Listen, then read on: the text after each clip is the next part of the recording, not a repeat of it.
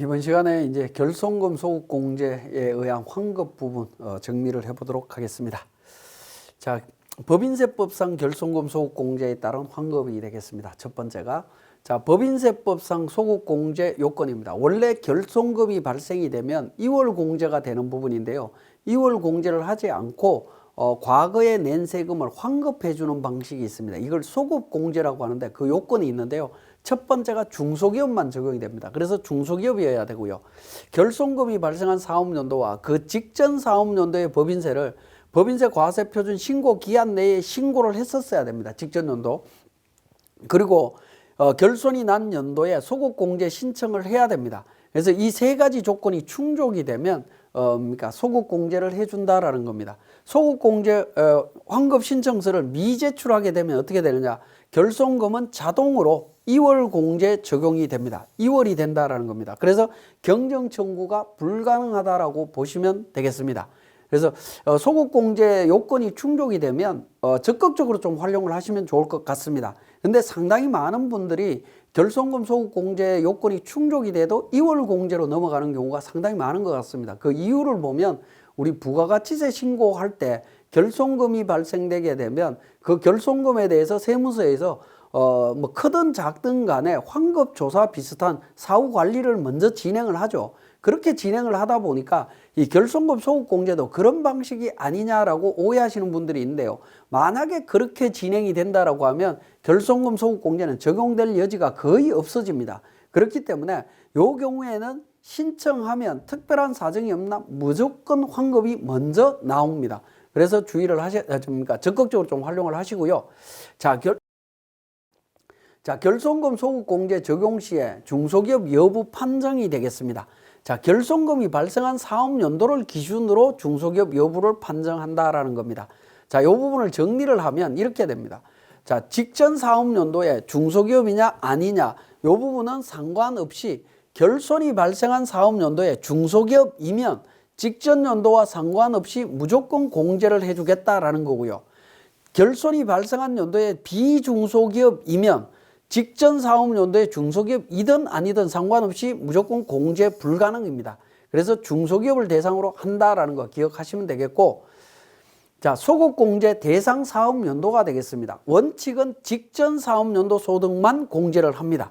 그래서 직전 사업연도만 공제를 하는데요. 예외적으로 2021년 12월 31일이 속하는 과세연도에 결손금이 발생한 경우에는 직전 2개 과세 연도까지 환급 신청이 가능하다라는 겁니다. 즉 직전전부터 공제가 가능하다. 이 이야기는 결국에 뭐냐면 19년도와 20년도 2개 사업연도에 적용이 된다라고 보시면 되겠습니다. 그래서 환급세액은 직전 또는 직전전 과세연도의 산출세액에서 공제를 한다라고 보시면 되겠네요. 직전 또는 직전전 과세연도의 법인세 산출세액을 기준으로 해서 소급공제 적용한 직전 또는 직전전 과세연도의 과세표준에서 해당 과세연도의 결손금으로 소급공제 받고자 하는 금액을 적용한 다음에 과세표준이 나오겠죠. 그 과세표준에 직전 또는 직전전 과세연도의 세율을 적용해서 계산을 하는 겁니다. 그래서 소급공제 신청을 하실 때 가장 중요한 부분은 이 부분이라고 보시면 돼요. 해당 과세연도의 결손금으로서 소급공제를 받고자 하는 결손금이 얼마냐라는 걸 찾는 게 굉장히 중요하다라고 보시면 되겠습니다. 결손금 소급공제 환급 신청과 관련해서는 직전 사업연도 앞에서 말씀드렸던 거죠. 사업연도 산출세액에서 직전 사업연도의 과세표준에서 결손금 차감한 금액에 대해서 법인세에 적용한다. 이게 이제 직전전까지 적용이 된다라는 거고요. 환급세액의 한도는 직전 사업연도 법인세액을 기준으로 하는데 직전 사업연도의 과세표준에서 직전 사업연도의 법인세율 적용한 금액에서 공제감면세액을 차감한 금액, 즉 이 부분은 뭐냐면 결정세액을 의미합니다. 결정세액을 기준 한도로 해서 환급을 해주겠다라는 의미로 이해를 하시면 되겠습니다. 예를 들어서 한번 보도록 하겠습니다. 과세표준이 2억 원인데 결손금액이 2억 5천이 나왔다라고 가정을 하겠습니다. 결손금이 발생을 했습니다. 그래서 작년도 2020년도 과세 표준을 보니까 3억 원이고요. 20% 적용했고 산출세액 4천만 원입니다. 감면세액 1,500만 원입니다. 그래서 2,500만 원 납부를 했습니다. 그러면 결손금 소급 공제를 해서 환급 받을 수 있는 금액이 얼마냐라는 건데 결정세액을 한도로 합니다. 감면세액까지 차감한 금액, 즉 2,500만 원을 환급 받을 수 있다라고 보시면 됩니다. 2,500만 원 환급 받기 위해서 이 결손금을 얼마를 공제해야 되겠느냐라는 부분인데요. 자, 산출세액으로 어떻게 도출하시면 되냐면 공제 감면세액을 산출세액으로 도출하시면 됩니다. 산출세액이 공제하고 난 이후에 소급 공제하고 난 이후에 산출세액이 1,500만 원 나오게 만들면 됩니다. 그러면 1,500만 원이 나오는 산출세액의 과표는 세율 10% 구간입니다. 왜냐하면 2억 원까지가 10%인데 2억 원이면 10% 적용하게 되면 2천만 원이 되죠. 최고 그러니까 산출세액이 2천만 원인데 그 안에 있기 때문에 10% 구간이 됩니다. 자, 10% 구간에서 1,500만 원 나오려면 과표가 얼마가 되겠습니까? 1억 5천이 된다라는 거죠. 그죠? 1억 5천이 되는 소급 공제 금액이 얼마입니까? 당초 3억에서 1억 5천이 되기 위해서는 공제해야 되는 금액 1억 5천을 공제하시면 된다라는 겁니다. 그래서 결손금 소급 공제 금액은 1억 5천이 됩니다. 그러면 2억 5천과 1억 5천의 차이 금액 1억 원에 대해서는 2월 공제가 가능하다라는 거죠. 그죠? 2월 공제가 가능합니다. 자, 이 부분을 찾아내는 게 핵심이다라고 보시면 됩니다. 근데 이런 걸 고려하지 않고 계산을 하게 되면 과표가 3억이니까 2억 5천을 전부 공제하면 되지 않느냐 이런 생각이 듭니다. 전부 공제하더라도 2,500만 원 환급 받을 수 있습니다. 그렇지만 2월 받을 수 있는 금액을 놓쳐버리기 때문에 문제가 복잡해진다라는 겁니다. 그래서 우리 실무적으로는 소급 공제 받을 금액이 정확하게 얼마인지를 찾으셔야 된다라는 거 말씀을 드립니다. 그 과정이 우리 교재에 자세히 설명이 되어 있습니다. 자, 지방세법상 결손금 소급 공제에 따른 환급에 대한 부분들 정리해 보겠습니다. 자, 법인세법에 있는 내용하고 동일한 내용이라고 보시면 되겠습니다. 자, 환급 요건은 내국 법인이 법인세법에 따라 결손금 소급 공제에 따른 환급 신청을 하는 경우에 결손금이 발생한 사업연도와 직전 사업연도의 소득에 대한 법인지방소득세를 각각 신고기한 내에 신고했었어야 되고요. 결손금 소급 공제 신청을 한 법인에 대해서 해줍니다. 자, 이 요건은 법인세법상 요건하고 동일하다라고 보시면 되겠습니다. 자, 그런데 내국 법인이 법인세법에 따라서 결손금 소급 공제 환급 신청을 한 경우에는 환급 신청을 한 걸로 본다라는 겁니다. 법인세법에 따라서 환급 신청을 했으면 자동으로 환급 신청을 한 걸로 보겠다라는 규정으로 이해하시면 되겠습니다. 자, 지방세법상의 결손금 소급 공제 환급액은 자, 직전 사업연도의 법인 지방소득세 산출세액에서 그러니까 법인세법과 동일합니다. 자, 산출세액하고 직전 사업연도 과세 표준에서 소급 공제 받는 결손금을 차감한 과표에 세율 적용하고요. 그 다음에 그러니까 산출세액에서 공제 감면세액을 차감한 금액을 한도로 해서 공제세액을 찾으시면 됩니다. 자, 이 부분에서 법인세법하고 미묘한 차이는 있습니다. 실무적으로. 왜냐하면 지방소득세법에서 공제 감면세액은 지금 현재 0원입니다. 제로인데 법인세법에는 이 세액이 있죠. 이 세액이 있다 보니까 결국에 소급 공제 신청하는 금액은 서로 차이가 날 수밖에 없습니다. 차이가 날 수밖에 없는데 요거는 입법적으로 좀 개선이 돼야 되는 문제로 이해가 되고요. 그 다음에 또 하나는 법인세법 쪽에서는 직전전 연도까지 2개 연도까지 소급 공제 받을 수 있도록 했다라고 했습니다. 근데 지방세법 쪽에서는 그 부분이 아직 반영이 안 돼 있는 걸로 저는 보여집니다. 물론 이 강의 진행되는 이전에 그러니까 진행될 때 이미 법이 개정이 됐는지 제가 그건 확인은 못했습니다만 어쨌든 그 부분은 한번 확인해 볼 필요가 있습니다. 법인세법이 2개 사업연도가 적용되듯이 지방세법도 2개 사업연도가 적용되는지는 한번 확인해 보셔야 될 것 같습니다. 당연히 2개 사업연도가 적용될 걸로 저는 보여집니다. 자, 지금까지 설명드린 내용을 바탕으로 우리 세무사랑 프로에서 정리해 보겠습니다. 자, 결손금 소급 공제에 따른 환급에 대한 부분을 우리 세무사랑 프로에서 정리를 다시 하도록 하겠습니다. 699페이지에 우리 법인세 과세표준 및 세액 신고서 작성할 때 결손금 소급 공제를 적용한다라고 하면 여기에 26번에 있는 결손금 소급 공제 환급 신청에서 1번에서 이렇게 신청한다라는 부분을 표시를 하셔야 됩니다. 표시하셔서 정리를 하시고요.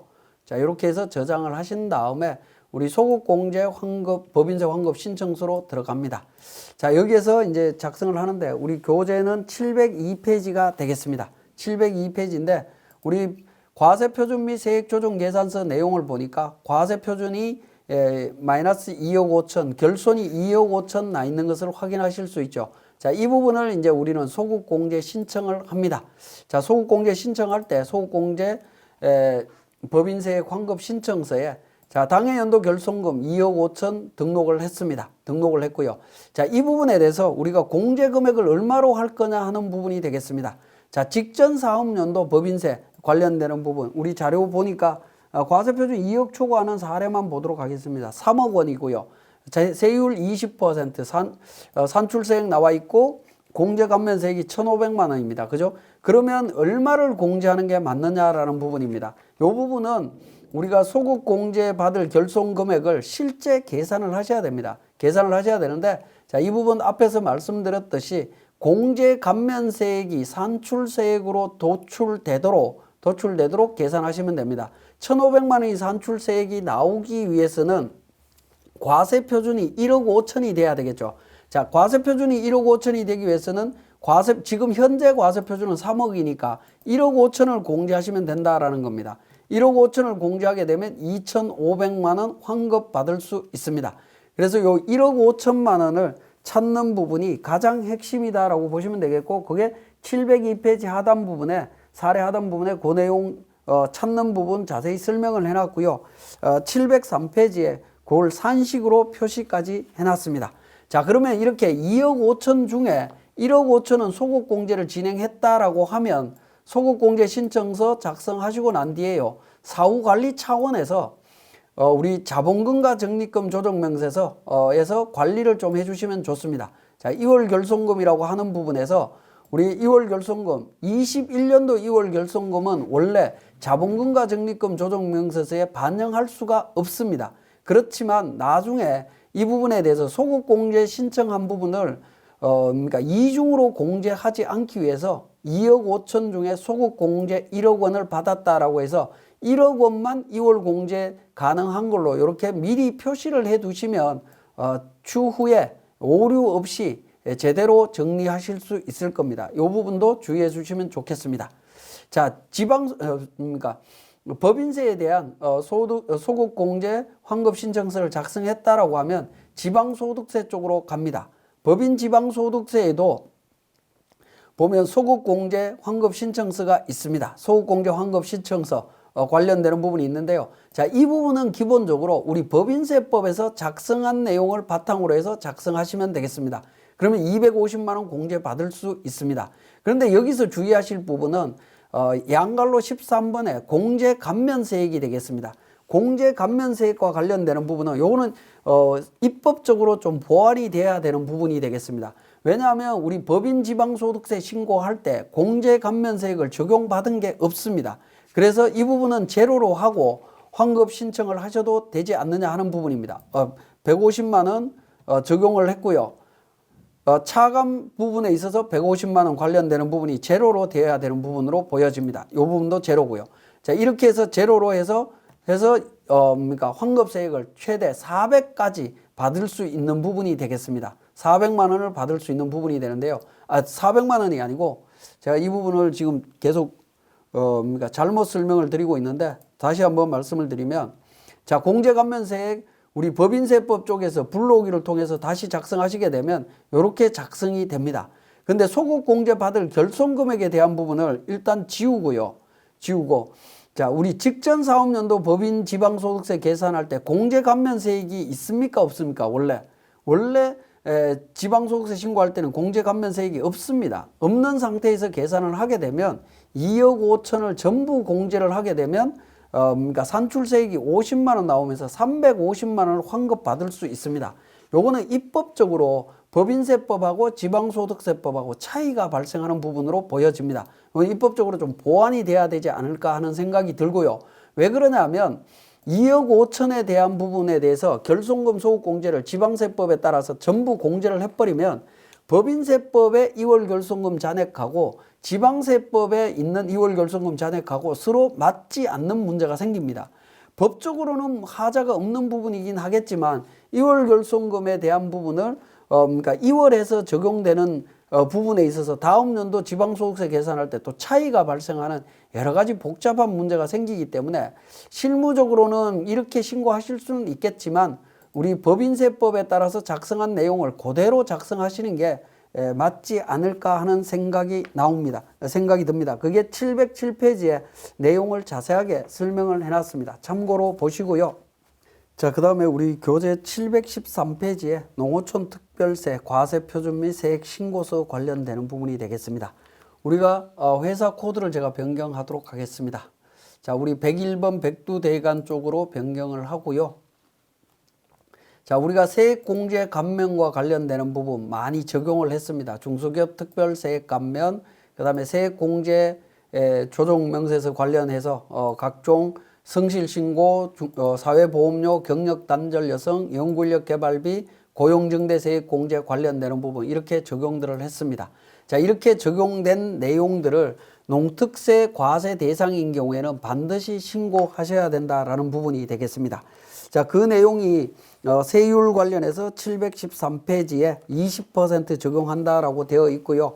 그 다음에 714페이지에 신고 납부 기한에 대해서 농특세는 법인세 신고할 때 함께 신고 납부하면 되고 비과세 항목에 대해서 나열이 되어 있습니다. 그런데 비과세 항목을 여러분들이 일일이 다 기억하시기가 어렵다라는 거죠. 그래서 세액공제 감면에 대한 부분을 신청을 했을 때에는 법인조정의 공제 감면 쪽에 가면 농어촌 특별세라는 난이 있습니다. 여기에 농특세 과세 대상 감면 세액 합계표부터 세 가지 서식이 있는데 이 세 가지 서식을 작성하시면 됩니다. 자, 합계표 작성합니다. 자, 기본적으로 F12 불러오기를 통해서 작성하시게 되면 기본적으로 그러니까 우리 세액 공제 받았던 부분들 중에 농어촌 특별세가 과세되는 항목들은 자동으로 반영이 됩니다. 그래서 반영되는 내용 확인하신 다음에 저장합니다. 자, 그리고 과세표준 및 세액조정 계산서 쪽에서 마찬가지로 F12 불러오기를 통해서 작성을 합니다. 그러면 1380만 원 기준으로 276만 원 세액 공제 금액 그러니까 농어촌 특별세 계산되는 거 확인하실 수 있고요. 저장합니다. 자, 마지막으로 과세표준 및 세액 신고서 작성을 합니다. 자, 이 부분도 불러오기를 통해서 작성하시면 되겠습니다. 자, 그렇게 하면 금액에 대한 부분들 총 금액 나오고요. 분납할 세액에 대한 부분은 법인세 분납하는 경우에 자동으로 그 비율에 따라서 분납이 선택이 되도록 되어 있습니다. 그렇게 해서 신고서를 마감하시면 되겠습니다. 자, 우리 중요한 부분은 농어촌 특별세는 그러니까 여러분들이 하나하나 세액공제 감면과 관련해서 농어촌 특별세 적용 여부를 하나하나 기억하시기는 어렵지만 세액공제 감면에서 적용된 내용이 있다면 우리 프로그램에 농어촌 특별세 관련되는 부분이 있죠. 이 부분 신고 서식 3개만 작성을 하시게 되면 누락되는 일이 없을 걸로 보여집니다.